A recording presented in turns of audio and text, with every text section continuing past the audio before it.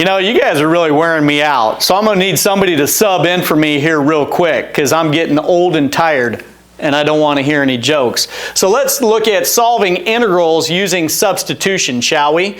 We have a theorem that assumes that if g of x is a differentiable function, meaning we can take its derivative anywhere on its domain, and that the outputs, the range of g, would actually be able to be plugged into f of x, so the range of g would be a subset of the domain of f, then what I know here is the antiderivative of f composed with g of x times g prime at x with respect to x is going to actually equal capital F evaluated at g of x plus c for that family of antiderivatives. Now, capital F here, like before, is an antiderivative of little f of x. So as long as that's the case, then we can have this. It's going to lead to what we're going to do with substitution here. But note that if we take the derivative of the right side, we should get what's in between the antiderivative symbol and the dx symbol. So d dx, the derivative of capital F evaluated at g of x plus c, if we take the derivative, remember this is a composition of functions, so you act like it's okay.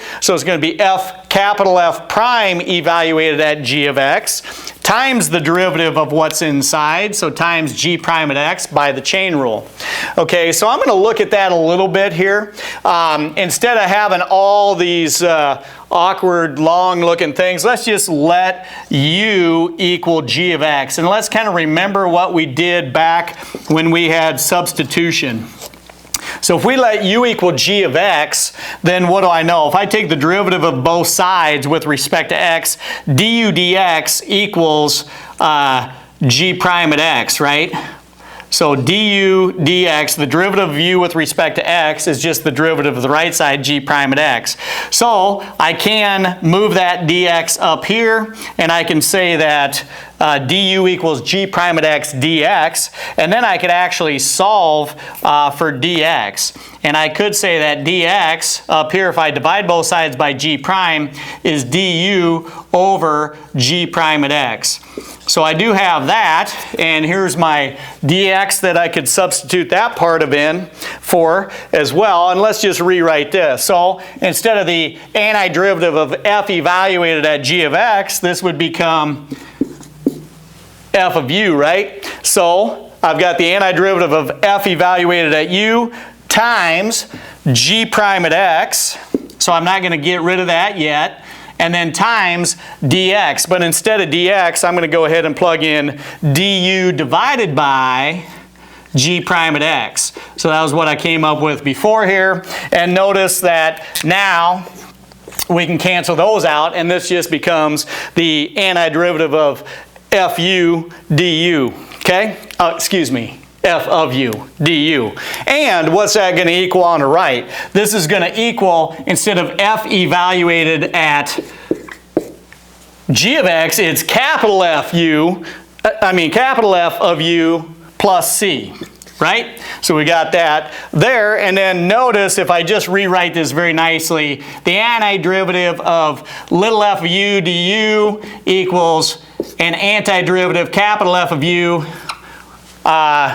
just like we had before, except we had x's with this stuff before. So the reality is, what we had before when we started talking about antiderivatives of functions and using the capital F to represent that, we could actually say this with the u's, and then we can have now a composition of functions going on. And then what we're going to end up doing is we're going to end up using substitution based on what we did back in the past when we were using the chain rule, and kind of broke it down using substitution methods and stuff of that nature. So anyway, something that looks somewhat complicated, this is just f evaluated at another function times the derivative of what's inside by the chain rule here, basically the antiderivative evaluated at that function plus a constant for the family. We're going to be using that. So let's look at a couple of examples here real quick and see how we use substitution in a way that makes all this easy. So let's just look real quick at the first one. I'm just going to keep it very simple here. We're going to take the antiderivative of x plus 3 quantity squared with respect to x. And I know what you're thinking. you know, hey, I don't need FU on this one because this is just an easy thing I can square out, right? Well, yeah, okay, so go ahead and talk some smack. Let's do it your way then. Let's just go ahead and square this out. So if I square it out, the FOIL becomes the fool. So that's x squared plus, multiply these two together and double it. That's plus 6x plus 9. Right? And then with respect to x, and what you're saying is the integral of the sums is the sum of the integrals, integral of a constant times a function, etc., etc., etc. And you're getting, hey, this is power rule x cubed over 3 plus 6 times x squared over 2 is 3x squared, and then plus 9x, and then plus c. And you're like, ha, I told you, that was easy. Okay, so you can do that. So let's find out how we use this whole integration using substitution or antiderivative integration, or taking an antiderivative. I like to use integral. But anyway, let's take the antiderivative of this and use substitution over here. And I'm going to use blue for that because I was talking about blue substitution. So using substitution, here we go. If we let u equal x plus 3, then what's du equal? So du dx is going to actually equal 1. So instead of having du dx equals 1 and then multiplying, I'm just going to go ahead and attach the dx to the right side. So I'm going to say du, I'm going to actually take the derivative over here and then attach the dx on the right side. So I'm going to do that going forward. So I've got du equals dx, and then what I can do is I can come back here and I can sub in, right? So check this out. We're going to sub in here, and we're going to have the antiderivative of u squared du. Okay? And so what we notice is instead of x plus 3 quantity squared, now it's just u squared, and then in terms I also replace that dx with a du. Okay? So now it's all in terms of u. This is something I can do very quickly, and I can say, hey, that's u cubed over 3 and then plus a constant c, right? So if I have that, u cubed over 3 plus c, that's not my final answer, obviously, because that's not math etiquette. That's in terms of u, but this is in terms of x. And so if I plug back in and say, okay, well, what is that equivalent to? So knowing that u equals x plus 3 quantity, u equals x plus 3, so this is x plus 3 quantity cubed all over 3 and then plus c. So this ends up being my family of antiderivatives. And I know what you're thinking, well, that doesn't really look like this, Tim. So not quite sure what's going on. Well, to find out, we need to cube this out, right? So let's cube this out, and then if I do that, x plus 3 quantity cubed, I use Pascal's triangle, right? So I've got 1, 1, 2, 1, and then 1, 3, 3, 1 for the coefficient.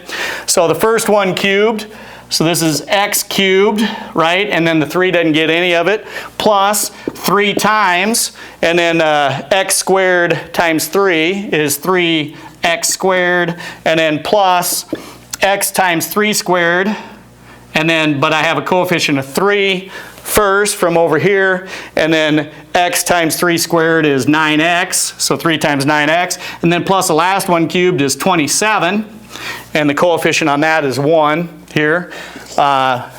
And then all over 3. By the way, normally you don't have to do this. All I'm trying to do is show you that my answer is actually equivalent to what your answer was. And then we have the plus c there, right? So if I take everything and divide it by 3, that 3 times 3x squared is 9x squared. That 3 times 9x is 27x here. So we've got x cubed plus 9x squared plus 27x plus 27 all over 3. If I divide each part there by 3, I've got x cubed over 3, that's a match. 9x squared over 3 is 3x squared, that's a match. Plus 27x divided by 3 is 9x.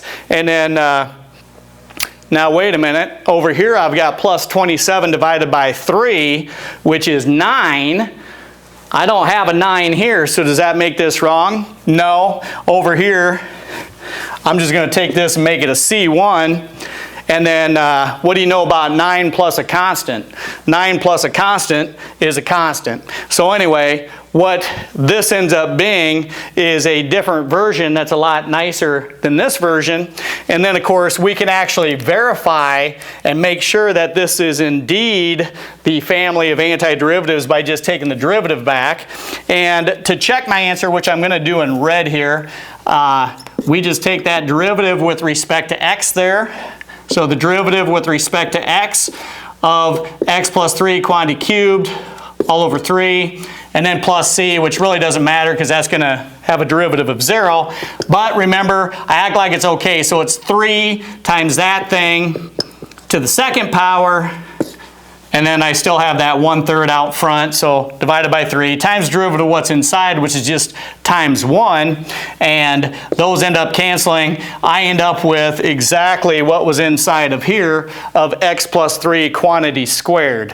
So, long story short, you might be kind of swearing at me or something right now. Tim, why in the world would I want to do this?